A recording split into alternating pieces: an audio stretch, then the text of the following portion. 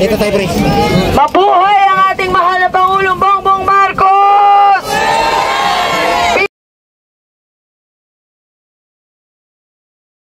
Magandang hapon sa inyong lahat. Kasama ko po ang aking Vice Mayor, ang aking buong konsehal. Kami po ay narito upang magbigay po ng full support sa ating mahal na Presidente Bongbong Marcos.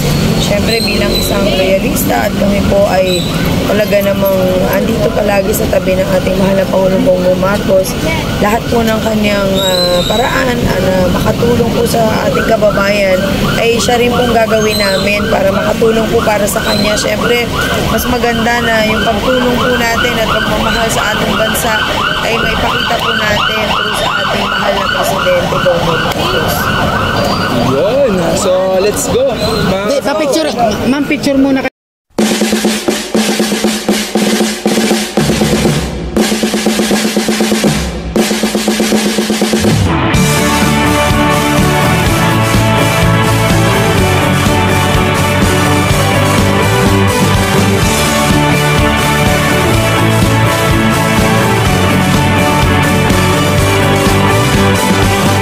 May bagong silang, may bago ng buhay, bagong bansa, bagong galaw, sa bagong lipunan.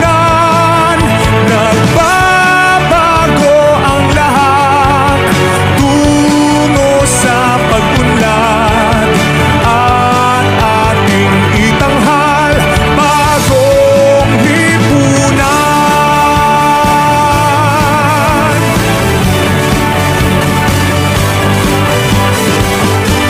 Gabi nagmaliw ng ganap at lumipas na ang magdamag. Madaling araw ay nagdiriwang, may umagang namasdan. Ngumiti na ang pag-asa sa umagang anong ganda. May bagong silang, may bago ng buhay, bagong bansa, bagong galaw, sa bagong lipunan. Nagbabago ang lahat, tungo sa pag-unlad, at ating itanghal, bagong lipunan.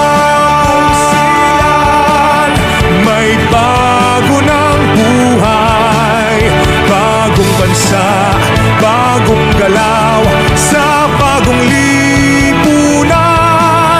Nagbabago ang lahat. Ito tayo, pre. Mabuhay ang ating mahal na Pangulong Bongbong Marcos!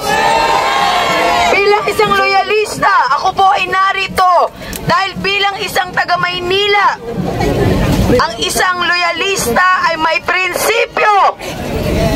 At tayo po ay narito upang ipahayag ang ating suporta sa ating mahal na Pangulong Bongbong Marcos, na ito na po ang pagkakataon na ang loyalista ang manguna, na tayo po ay magkaisa para sa ating bansa, na kailangan ngayon po tuparin natin talaga ang tunay na kaunlaran sa bawat Pilipino. Hindi na po ito yung pagkakataon na tayo po ay magkakaroon pa ng silipan, kung hindi kailangan magkaisa ang lahat ng Pilipino para matulungan po ang ating administrasyon.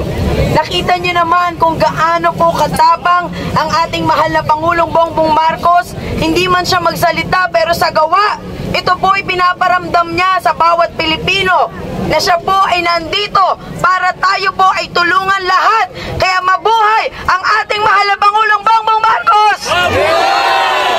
Lalo na po sa amin na taga-Maynila, na kung saan dito po sumibol ang kaunlaran ng Pilipinas, at dito rin po dapat natin umpisahan ang tunay na pagkakaisa ng bawat Pilipino, na dapat kailanman ay hindi po tayo maghihiwalay. Yes! Yes! Kaya unang-una sa lahat, maraming salamat po sa pag-imbita sa akin dito. Ang aking pong damdamin at puso ay umaapaw dahil ang pagmamalasakit ko po sa ating mahal na Pangulong Bongbong Marcos, at lalo na po sa ating mga loyalista, na ang pula ang siyang puso ng Pilipino, ang pula, ang sigasig po na ang puso natin ay malinis para sa lahat, lalo na po sa Pilipinas! Mabuhay! Maraming salamat po! O palakpakan po natin si Miss Mara Tumundong ng Manila. Okay. Sige po, ngayon po ay tatawagin naman po natin ang representative ng mga kabataan. Ang mayor natin yan sa Maynila, mga kababayan, na Mara Ng Tumundong. kanilang leader na si Isang dugong loyalista yan. Rans. Tabi-tabi. Okay, PBM Youth. Pwede ba tawagin natin at palakpakan po natin? Magandang araw po sa ating mga civil society group. Kami po ay grupo ng mga kabataan at may panawagan kami para sa ating mga kababayan. Mga minamahal naming kababayan, kaming mga kabataan at mga scholar ng bayan ay lubos na nababahala sa pangyayaring destabilisasyon laban sa ating gobyerno. The democratically elected Philippine government today is facing a big problem, tulad ng panawagang kudita at paid rallies na nagrarayong pabagsakin ang gobyerno para sa pansariling interes ng iilan. Maraming disinformation at fake news na lumalabas sa TikTok at Facebook na nagkakalat ng kasinungalingan laban sa pamahalaan. Maraming trolls na umaatake at nagkakalat ng division para linangin at iligaw ang ating pagka-Pilipino. We are very worried about this development. That's why lumabas po kami dito sa EDSA at nagkaisa sa mobilisasyong ito para sa ating bayan. Bawat kabataan ay may pangarap na gumanda ang ating buhay at mamuhay tayo ng payapa. Gaganda ba ang ating buhay kung patuloy nilang sisirain ang gobyerno? Tataas ba ang pondo sa edukasyon at state universities and colleges if they will continue to destabilize this government? Anong sasabihin ng international community? Magulo, watak-watak at walang pagkakaisa ang mga Pilipino. Saan tayo kukuha ng investors at revenues kung patuloy nilang babalahurain, sisiraan at pagtataksilan ang bayang Pilipinas? Lahat po tayo ay mapapahamak. I will quote this statement from the President. It is okay to disagree, but don't let your hate overcome your humanity. Reasonable ba na mag-people power para sa isang politiko? Sirain ang demokratikong institusyon at labagin ang batas. Reasonable ba na mapahamak ang ating bayan dahil lang sa makasariling interes para makabalik sila sa kapangyarihan? Kami mga kabataan ay nananawagan na magkaisa po tayong lahat. Tulungan natin ang gobyernong kumakayod ang ginagawa para ang lahat sa bayan. Our democracy under President Marcos is functioning very well. There is no need for extra constitutional change or another people power revolution. Matatag at efficient ang ating democracy. Ngayon po, walang suporta mula sa masa ang mga rally ng mga Duterte. Dahil ano nga ba ang sangkap dito? Dapat may prinsipyo tayong lahat. Kaya paalala lang sa ating mga kababayan na nagrarally para pabagsakin ang gobyerno. Freedom is not absolute. Hindi ito only. Ngayon, ang mga rally na may ibang agenda naglalayong sirain at hatiin ang ating bayan ay hindi na saklaw ng ating demokrasya. Para sa mga destabilizer o nanggugulo, huwag kayong maging panatiko, huwag magpagamit at huwag sirain ang demokrasya.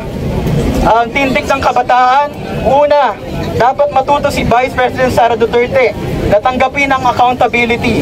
Dapat niyang respetuhin ang mekanismo ng ating demokrasya at galangin ang Legislative Department o Kongreso na ginagawa lamang ang mandato nito mula sa 1987 Constitution. Pangalawa, dapat siyang magsorry sa ating mga Pilipino dahil ang kanyang mga supporters ang sumisira sa kinabukasan ng ating mga kabataan at mamamayan sa pamamagitan ng walang prinsipyong rally ng kanyang mga taga-suporta.